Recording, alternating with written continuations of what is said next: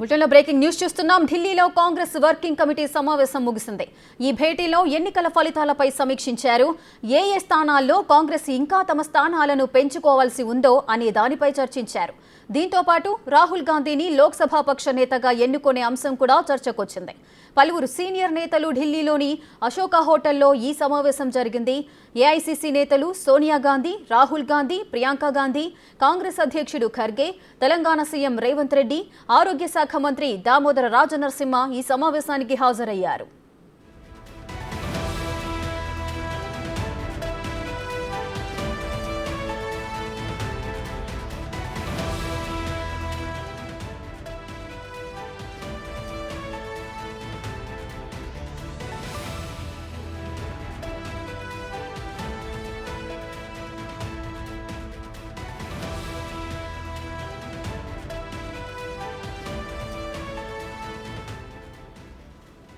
ఢిల్లీలో Congress working committee సమావేశం ముగిసింది. ఈ సమావేశానికి సంబంధించిన పూర్తి డీటెయిల్స్ మా ప్రతినిధి ఢిల్లీ నుండి శివ లైవ్ లో అందిస్తారు. శివ, కాంగ్రెస్ వర్కింగ్ కమిటీ సమావేశం అయితే ముగిసింది. ఈ సమావేశానికి ఎవరెవరు హాజరయ్యారు, ఏ అంశాలపై చర్చ జరిగింది?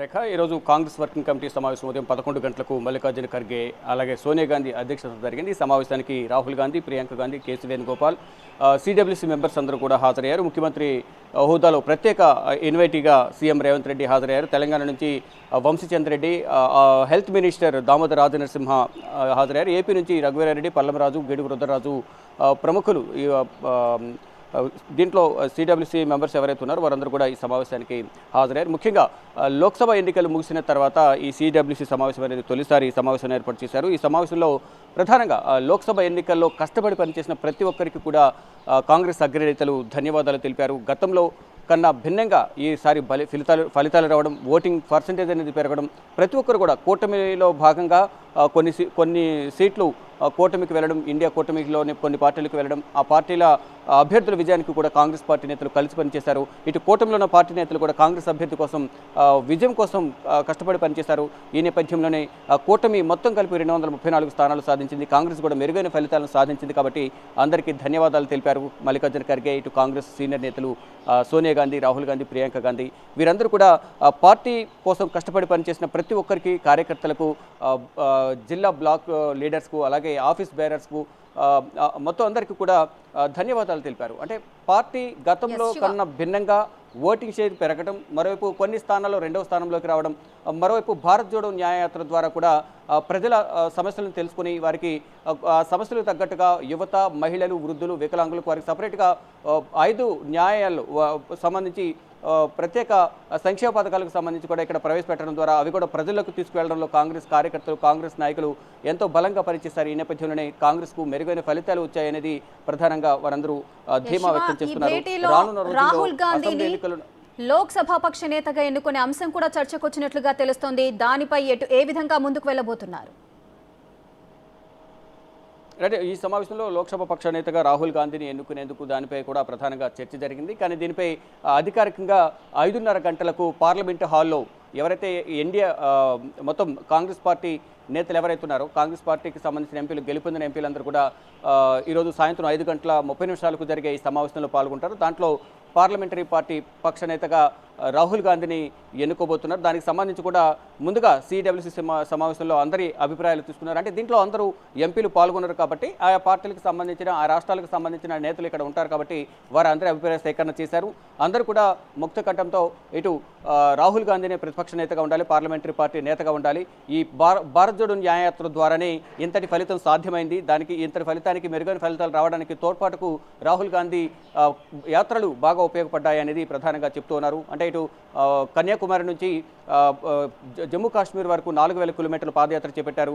2 విడతగా భారత్ జోడో న్యాయయాత్ర పేరుతో మణిపూర్ నుంచి ప్రారంభమైన యాత్ర 6600 కిలోమీటర్లు కాలినడకన, మరోవైపు బస్సులో కూడా ఈ యాత్ర చేపట్టారు. దాదాపు 6600 కిలోమీటర్లు మహారాష్ట్రతో ముగిసింది. ఈ యాత్ర కూడా ప్రజల బాగోగులను తెలుసుకుంటూ, వారి సమస్యలను తెలుసుకుంటూ, ఆ సమస్యలను లేవనెత్తుతూ అధికార పక్షంపై ఒత్తిడి తీసుకురావడంలో కూడా ఇటు రాహుల్ గాంధీ విజయం సాధించారు. వారి యోగక్షేమాలను అడుగు తెలుసుకుంటూ రానున్న రోజుల్లో కాంగ్రెస్ పార్టీ అధికారంలోకి వస్తే ఏం చేయబోతుంది అనే దానిపై కూడా ఆయన ప్రసంగాలు కూడా అందరినీ ఆకర్షించాయి. కాంగ్రెస్ పార్టీ బలోపేతం అవడానికి ఇదెంతో ఉపయోగపడింది. ఈ నేపథ్యంలోనే రాహుల్ గాంధీని ప్రతిపక్ష నేతగా కాంగ్రెస్ పార్లమెంటరీ పార్టీ నేతగా ఎన్నుకోవాలనే దానిపై కూడా ప్రధానంగా సిడబ్ల్యూసీ సమావేశంలో నిర్ణయం తీసుకున్నారు. దానికి సంబంధించి 5 గంటల 30 నిమిషాలకు ఎంపీల అభిప్రాయం తీసుకుని ఏకగ్రీవంగా ఇటు కాంగ్రెస్ పార్టీకి సంబంధించిన పార్లమెంటరీ పార్టీగా రాహుల్ గాంధీని ఎన్నుకోబోతున్నారు. మరో ముఖ్యంగా ఇక ఈ ఫలితాలకు సంబంధించి ప్రతి ఒక్కరికి కూడా ధన్యవాదాలు తెలిపారు మల్లికార్జున ఖర్గే కానీ, ఇటు సోనియా గాంధీ, రాహుల్ గాంధీ, ప్రియాంక గాంధీ, ఇతర సీనియర్ నేతలందరూ కూడా పార్టీ పటిష్టత కోసం, పార్టీ గెలుపు కోసం ఎంతో కృషి చేస్తారు. అధికారంలో ఉన్నా లేకపోయినా వెన్నంటి ఉన్న కాంగ్రెస్ కార్యకర్తలకు, నాయకులకు అందరికీ ధన్యవాదాలు తెలిపారు. మొత్తం జిల్లాలను కానీ, బ్లాకులు కానీ, మండలాల్లో కూడా పనిచేసిన కాంగ్రెస్ పార్టీ నేతలందరికీ కూడా ధన్యవాదాలు తెలిపారు. అలా కష్టపడిన ప్రతి ఒక్కరిని కూడా కాంగ్రెస్ పార్టీ గుర్తిస్తుంది అనేది ప్రధానంగా వారు చెప్తూ ఉన్నారు. అంటే రాష్ట్ర కమిటీ అధ్యక్షులు కానీ, కాంగ్రెస్ లెజిస్లేచర్ పార్టీ నాయకులు, ఆల్ ఇండియా కాంగ్రెస్ కమిటీ, రాష్ట్ర కమిటీ, జిల్లా కమిటీ, ఆఫీస్ బేరర్లు కానీ, బ్లాక్ ప్రెసిడెంట్లు, బూత్ లెవెల్ ఏజెంట్లు వీరందరూ కూడా అంటే సంస్థాగతంగా పార్టీ బలోపేతానికి సంబంధించి అందరూ కష్టపడి పనిచేయడం వల్ల ఈ మెరుగైన ఫలితాలు సాధించామనేది కాంగ్రెస్ నేతలైతే చెప్తూ ఉన్నారు. శివ, ఈ సమావేశంలో ఎన్నికల ఫలితాల గురించి కూడా సమీక్ష అయితే జరిగింది. తెలంగాణలో జరిగిన పార్లమెంటు ఎంపీ సీట్లకు సంబంధించి ఏదైనా చర్చకు వచ్చిందా? అంటే మొత్తం ఓవరాల్గా రాష్ట్రంలోనూ, ఇటు తెలంగాణ రాష్ట్రంలోనూ దేశవ్యాప్తంగా జరిగిన ఫలితాలపై ప్రధానంగా చర్చించారు. ఇటు ఈ సమావేశంలో రేవంత్ రెడ్డి కూడా పాల్గొన్న నేపథ్యంలో గతంలోనే రేవంత్ పనితీరును ప్రశంసించారు.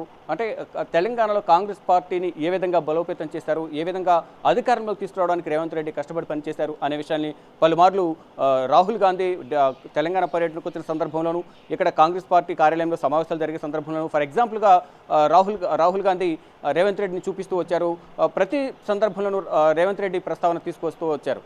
మరి ముఖ్యంగా ఈ తెలంగాణలో కాంగ్రెస్ పార్టీ అనేది అసలు లేని సందర్భంలో పీసీసీ ప్రెసిడెంట్గా రాహుల్ గాంధీ రావడం, తర్వాత పార్టీ బలోపేతానికి అనేక కార్యక్రమాలు చేపట్టడం, అధికార పార్టీపై మొత్తం ఒత్తిడి తీసుకురావడంలో కానీ, ప్రతి సమస్యలను లేవనెత్తి అధికార పక్షంపై మాటల దాడికి తేవడంలో కూడా అంటే ఒక ఆయన వాక్చాతుర్యాన్ని బట్టి కూడా అక్కడ ఓటర్లను ఆకర్షితులను చేసేందుకు వారితో కలిసి రాని వాళ్ళు కూడా కలిసి వచ్చే విధంగా కూడా వారితో మాట్లాడి పార్టీని బలోపేతం చేసే దిశగా చేసిన ప్రణాళికలు కానీ, చేసిన కార్యక్రమాలు కానీ కూడా పార్టీని అధికారంలోకి తీసుకురావడానికి ఎంతో ఉపయోగపడ్డాయి.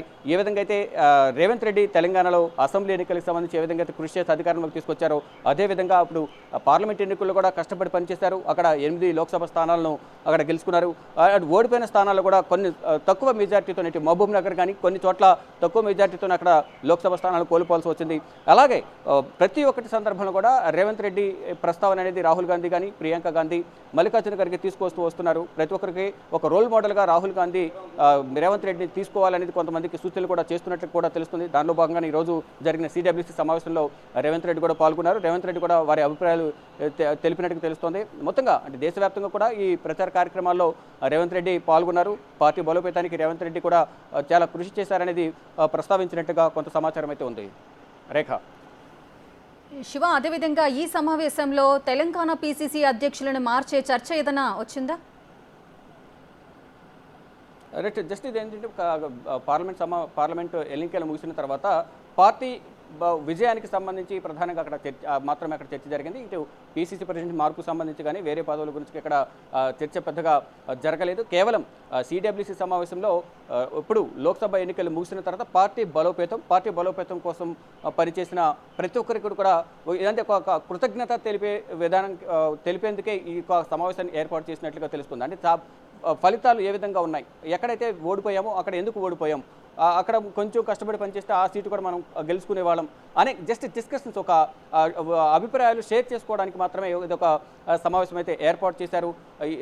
ఈ కాంగ్రెస్ వర్కింగ్ కమిటీ సమావేశంలో సీనియర్లు కానీ, ప్రత్యేక ఇన్వైటీలు ప్రతి ఒక్కరు కూడా హాజరైన నేపథ్యంలో వారి అభిప్రాయాలను కూడా ఆ రాష్ట్రంలో పార్టీ పరిస్థితి ఏ విధంగా ఉంది, ఎక్కడ వీక్గా ఉంది, ఎక్కడ బలంగా ఉంది, ఎక్కడ ఎందుకు ఓడిపోయాం అనేది కూడా మొత్తం అవలోకనం చేసుకుని నెక్స్ట్ అటువంటివి తప్పిదాలు పునరావృతం కాకుండా రానున్న అసెంబ్లీ ఎన్నికల్లో విజయం సాధించే విధంగా అందరూ కలిసికట్టుగా ముందుకు వెళ్ళాలి. కూటమిలో ఉన్న నేతలందరూ కూడా పార్టీలను కూడా కలుపుకుని వెళ్ళడం వల్ల ఉమ్మడి పోరాటం చేయడం వల్ల ఉమ్మడి ప్రయత్నాలు చేయడం వల్ల అందరం విజయం సాధించవచ్చు అనేది అక్కడ దిశానిర్దేశం చేశారు. ఈ సమావేశంలో అందరూ కూడా ఉమ్మడిగా పనిచేయడం వల్లనే ఇటు కాంగ్రెస్ పార్టీ ఓట్ షేరింగ్ పెరగడం కానీ ఇతర పార్టీలు గెలవడం కానీ ప్రతి ఒక్కరికి కూడా ఉమ్మడిగా కష్టపడడం ద్వారా ఈ మెరుగైన ఫలితాలను కాంగ్రెస్ కానీ ఇటు ఇండియా కూటమి కానీ సాధించడం జరిగింది అనేది కూడా కాంగ్రెస్ నేతలు ఈ సిడబ్ల్యూసీ సమావేశంలో చర్చించుకున్నారు. మొత్తంగా చూసుకుంటే ఈ విజయానికి సహకరించిన ప్రతి ఒక్కరికి కార్యకర్త నుండి నాయకులు అలాగే ఎంపీలు ఎమ్మెల్యేలు కానీ మొత్తం అందరూ కూడా ప్రతి ఒక్కరు కూడా అగ్రనాయకులు ప్రతి ఒక్కరు కూడా విజయంలో అందరి భాగస్వామ్యం ఉంది కాబట్టి మరింత కష్టపడడం ద్వారా రానున్న రోజుల్లో వచ్చే అసెంబ్లీ ఎన్నికల్లో రాష్ట్రాల్లో ప్రభుత్వాలు కూడా ఏర్పాటు చేసే అవకాశం ఉంటుంది. కాబట్టి అందరూ ఇటు పార్లమెంట్లో ఇటు బయట కూడా కష్టపడి కలిసి పనిచేయడం ద్వారా మంచి ఫలితాలు సాధించవచ్చు అనేది ఈ సిడబ్ల్యూసీ సమావేశంలో చర్చించినట్లుగా తెలుస్తోంది. Rekha. Right, thank you Shiva, thanks for the live details.